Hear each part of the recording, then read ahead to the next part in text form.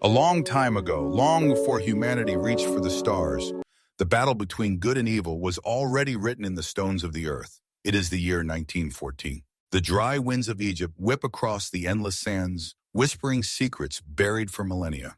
In the shadow of a crumbling ancient temple, a team of archaeologists worked tirelessly, chiseling away at a massive stone wall covered in strange symbols. Among them is Professor Piccoli, leading the excavation, translating the inscriptions aloud, growing more excited with each word. When the three planets are in eclipse, a black hole like a door is opened. Evil comes. Behind him, a wide-eyed boy listens, holding a heavy jug of water, and an aging priest watches nervously, knowing that some truths are too dangerous to uncover. Suddenly, the sky darkens. Shadows descend over the desert as a colossal, gleaming spaceship slowly lands behind the temple. Giant metallic beings, the Mondoshawans, emerge, moving with deliberate weight. They are protectors, guardians of life itself. The priest, alarmed, tries to stop the professor from uncovering too much, but it's too late. The Mondoshawans explain that evil is on the horizon, and they must safeguard the ultimate weapon. 4 stones representing the classical elements, and a mysterious 5th element. They retrieve the stones hidden within the temple and seal the entrance, just in time. As the final stone door locks shut,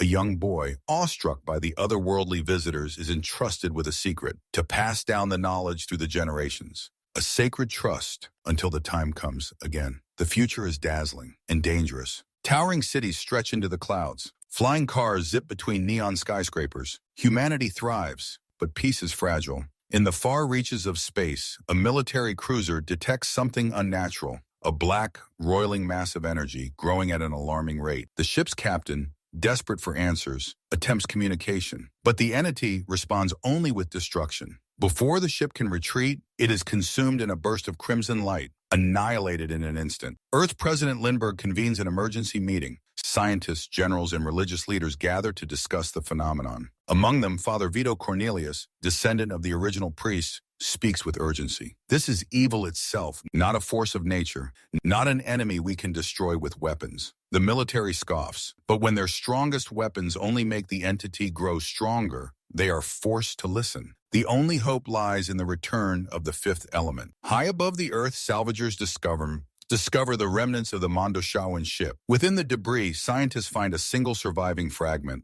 a metallic, severed hand, still clutching a golden capsule. Using advanced cloning technology, the government reconstructs the being from the recovered DNA, growing a complete human form, cell by cell, inside a high-tech chamber. Before the stunned eyes of the scientists, the 5th element is reborn, a woman of ethereal beauty and superhuman strength. But frightened and disoriented, she quickly escapes, smashing through the containment room. Leelu sprints through the government facility, bewildered by the strange world around her. Security forces give chase. Cornered high above the city streets, with nowhere left to run, she leaps from the building cell, falling through the neon-lit ski. Down below, Corbin Dallas, a retired Special Forces major, now eking out a living as a taxi driver, navigates the congested skies of New York. His life is a mess, a failing mall, a broken marriage, an empty apartment filled only by a smoking cigarette machine and a grumpy cat. But fate has other plans. Without warning, Leelu crashes through the roof of Corbin's cab. Stunned but captivated, Corbin listens as she pleads in a strange musical language, tears streaming down her face. "Please, help!" The police immediately swarm the skies, demanding Corbin hand her over. But something inside him, maybe an old soldier's instinct, maybe something deeper, tells him he can't let her go. Flooring the accelerator, Corbin engages in a breathtaking aerial chase, weaving through skyscrapers and dodging patrols, all to protect the mysterious woman in his back seat. Finally evading capture, Corbin delivers Leelu to Father Cornelius and his apprentice, David. They realize who she is instantly, the being prophesied to save the world. But there's a problem. Leelu remembers the stones, hidden far away, entrusted to another. Meanwhile, in the towering headquarters of Zorg Industries, Jean-Baptiste Emmanuel Zorg, part businessman, part sociopath, plots his next move. Hired by the dark force itself, Zorg seeks the stones, believing they will grant him unimaginable power. To retrieve them, he unleashes a brutal army of Mangalores, shape-shifting alien mercenaries with no love for subtlety. Back in his dingy, cramped apartment, Corbin Dallas barely has time to breathe. His tiny space is filled with the buzz of the city bleeding through paper-thin walls. at the mechanical whir of his cigarette dispenser, offering more stress than relief. Just when he thinks he can catch a break, a visitor arrives. Not a friend, but a military delegation disguised as a team of maintenance workers. Burly officers crowd into his living room, pretending to fix his appliances, before revealing their true mission. They need Corbin, Major Dallas, to go undercover to Fhloston Paradise and retrieve the stones. It's not a request. Corbin isn't impressed. He left the military life behind years ago. Now they want him to play delivery boy. But when they mention Leelu and the fate of humanity, he knows he can't say no. Elsewhere, Leelu rapidly absorbs Earth's history through a digital encyclopedia. Images of art, music, love flash before her eyes. But so do images of war, genocide, cruelty. The overwhelming horror of humanity's past weighs on her heart. Doubt begins to creep in. Is this world really worth saving? At the spaceport, things go from complicated to outright absurd. Multiple parties are now converging at the same gate. Corbin posing as the contest winner, Father Cornelius and David trying to sneak in, Zorg's mercenaries, the Mangalores disguised as humans, and the real contest authorities, confused beyond reason. Corbin, cool under pressure, outsmarts them all. With a flash of credentials and a quick fake smile, he and Leelu secure their tickets and board the Starliner bound for Fhloston. Back in Zorg's lair, things are not going according to plan. Furious that the Mangalores failed to secure the stones, Zorg punishes them mercilessly. His philosophy is clear. Chaos breeds opportunity. Order is weakness.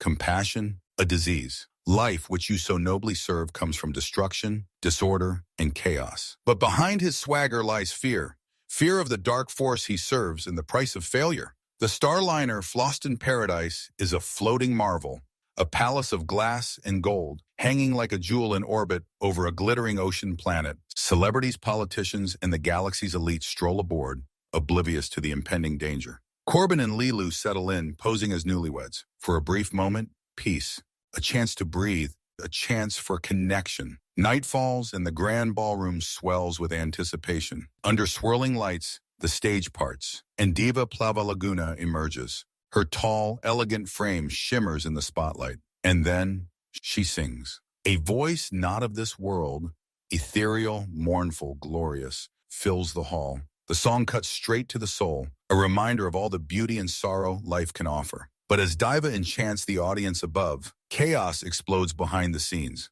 The Mangalores stage a full assault, storming the ship's lower decks in search of the stones. Leelu, outnumbered but unbroken, launches into a breathtaking fight. She is a whirlwind of fists, kicks, and acrobatics, dismantling wave after wave of attackers in brutal, balletic precision. Meanwhile, Corbin, alerted by the sudden violence, races toward the Diva. Amid the chaos, the Diva is struck, shot by a stray bullet, her lifeblood staining the perfect stage. With her final breath, she reveals the truth. The stones, they are inside her. Kneeling by her side, Corbin reaches into her body, retrieving the hidden elemental stones, humanity's last hope. With the stones in hand, Corbin fights his way back through the ship, blasting through Mangalores in a desperate bid for survival. Every corridor is a war zone. Furniture flies.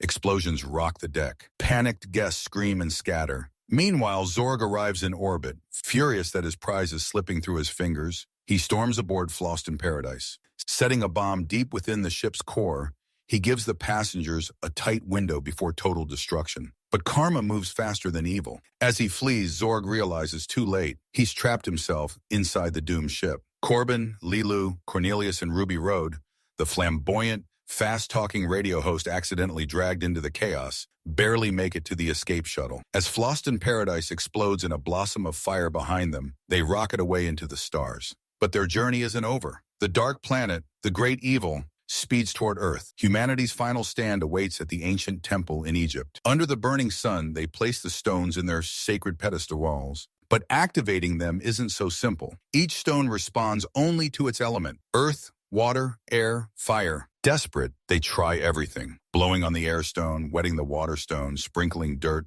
igniting flame. Slowly, one by one, the stones awaken. But the fifth element, Leelu herself, hesitates. Her spirit is broken. The darkness of human history has crushed her faith. What's the point of saving life when it only brings pain? Corbin, raw and honest, steps forward. He doesn't offer speeches. He doesn't offer promises. He simply offers his heart. I love you. Moved by his love, Leelu's light ignites. An explosion of pure energy erupts from the temple.